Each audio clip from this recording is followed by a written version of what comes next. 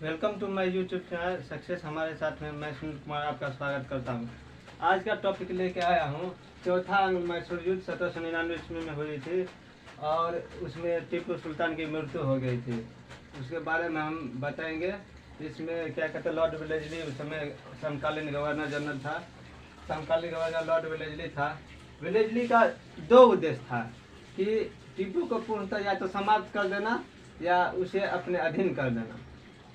युद्ध का कारण था वो था मराठा और निजाम के साथ मिलकर अंग्रेजों के विरुद्ध षड्यंत्र और अफगानिस्तान, कुस्तुनतुनिया और फ्रांस के साथ सहायता के लिए पत्र व्यवहार किया।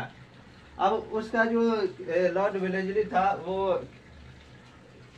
आरोप लगाया था टीपू सुल्तान पर कि उसने निजाम और मराठा से मिलकर अंग्रेजों के विरुद्ध षड्यंत्र रचा है।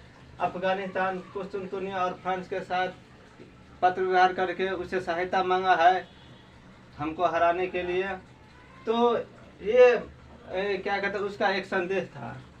तो 1799 ईस्वी में दोनों के बीच मुठभेड़ हुई। अंग्रेजों ने श्रीरंगपट्टनम का दुर्ग जीत लिया और मैसूर की स्वतंत्रता समाप्त हो गई। अब जब क्या कहते हैं, श्रीरंगपट्टनम के दुर्ग जो है में युद्ध हुआ, उसको क्या किया, अंग्रेजों ने जीत लिया। इसी के साथ क्या हुआ, मैसूर की स्वतंत्रता समाप्त हुई, वो भी अंग्रेजों के अधीन हो गई। 1799 ईस्वी में सहायक संधि लागू कर दिया गया। अब उद्देश्य था उसका क्या कहते हैं लॉर्ड वेलेस्ली का कि हम उसको मिलाना, तो सहायक संधि लागू कर दिया गया। टीपू सुल्तान समस्त प्रशासनिक मामलों का प्रधान अधिकारी होता था। टीपू सुल्तान ने अपने साम्राज्य को 7 टुकड़ी में विभाजित किया, जिन्हें आसफी टुकड़ी कहा जाता है। क्या कहा जाता है? आसफी टुकड़ी। टीपू सुल्तान ने अपने साम्राज्य को 7 टुकड़ी में विभाजित किया था, उसको आसफी टुकड़ी कहा जाता है। जागीरदारी प्रणाली को त्याग कर रैयतवाड़ी प्रथा को लागू किया, जिसमें कृषक तथा सरकार में सीधा संबंध होता था। सरकार की ओर से ऋण के रूप में दिए जाने वाले धन को तकावी कहा जाता था। अब देखिए, सरकार की ओर से जो ऋण के रूप में दिए जाने वाला धन होता था उसे तकावी कहा जाता था। जागीरदारी प्रणाली को त्याग दिया और रैयतवाड़ी प्रथा लागू किया, जिसमें कृषक तथा सरकार में सीधा संबंध होता था। जो कृषक था, किसान थे, और जो सरकार तो उसमें सीधा संबंध होता है। बीच में जो जमींदार था उसको गायब कर दिया गया। जो ऋण के रूप में दिया जाता उसे धन को तकावी कहा जाता था। सुल्तान ने पॉलीगार मतलब होता है जमींदार, जमींदारों के पैतृक अधिकार जब्त कर लिए गए।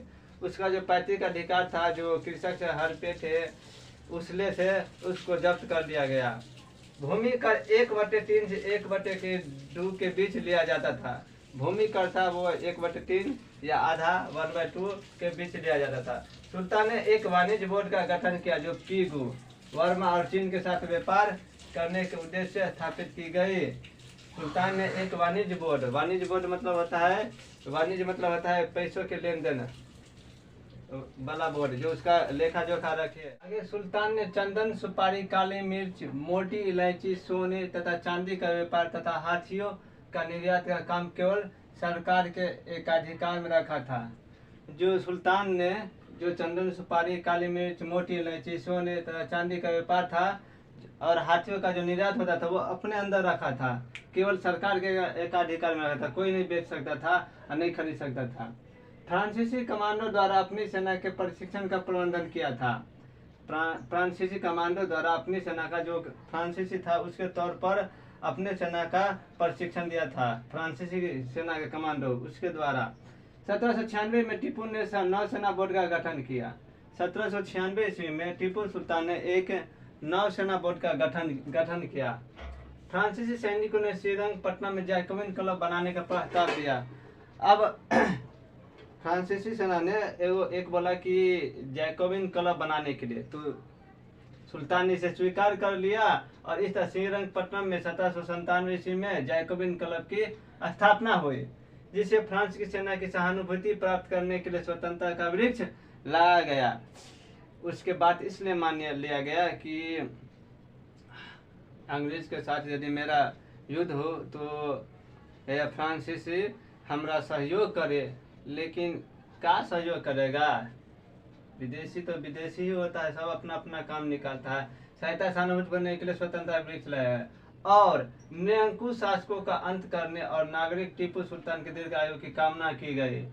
टीपू को फ्रांस से कोई सहायता नहीं मिली, नहीं हुई। देखिए क्या होता है, वो तो पहले बोल दिया, वो सोचा कि भाई इसका सहायता कर देता है, सहयोग कर देता है, उसकी बात मान लेता है, मेरा सहायता करेगा, लेकिन इसने कोई सहायता नहीं की। प्रशासक तथा शासक के रूप में टीपू सुल्तान सफल रहा। इस बारे में लेफ्टिनेंट मूर ने लिखा है कि जब एक व्यक्ति अनजाने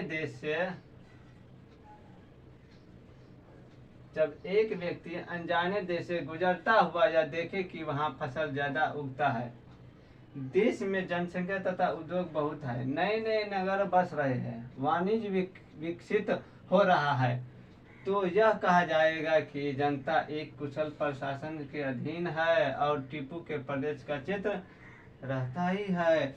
अब देखिए, जैसे आप जाइएगा किसी भी गांव में, देखिए कि वहाँ एकदम पूरा बड़ा बड़ा इमारत है, वहाँ पे लोग एकदम मुस्कुरा रहे हैं, खूब स्टैंडर्ड की ज़िंदगी जी रहे हैं। जब मुझे देखिए कि खेत खलिहान एकदम लहलहा रहे हैं, अच्छा फसल हो रहा है, तब क्या समझिएगा कि यहाँ के लोग बहुत संपन्न है, सुखी है और धन से परिपूर्ण है। वही टीपू सुल्तान के जो शासन के समय में था। द्वितीय आंग्ल मैसूर युद्ध के बाद 1787 ईस्वी में टीपू ने बादशाह की उपाधि धारण कर ली, अपने नाम के सिक्के चलाए गए और नए कैलेंडर का शुरुआत किया गया।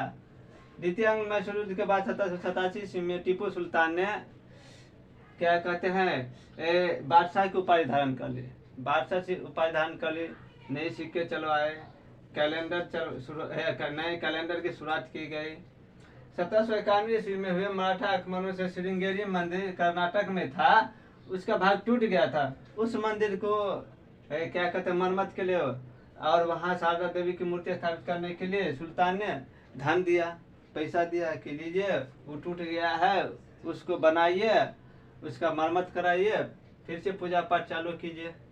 धार्मिक सहिष्णुता का परिचय देते हुए सुल्तान ने श्रीरंगपट्टनम स्थित श्रीरंगनाथ नरसिंह अथवा गंगा धारेश्वर के मंदिरों की पूजा में कभी हस्तक्षेप नहीं किए। अब देखिए, इसी को अच्छा प्रशासक और कुशल प्रशासक कहा जाता है।